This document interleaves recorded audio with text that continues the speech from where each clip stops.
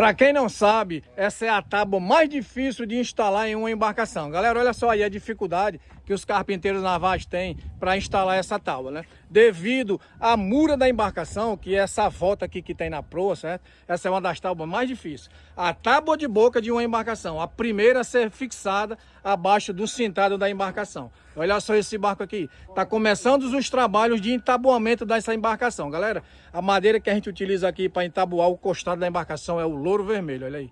Aqui no estaleiro de Chico Doninho, o carpinteiro Everton é quem faz os trabalhos. Olha só esse barco aí, 13 metros de comprimento por 6 de largura. Mais um gigante que vai cair muito em breve no mar para a pesca da lagosta. E nós vamos estar aqui acompanhando o passo a passo, desde a tábua de boca até a tábua de resbordo da embarcação.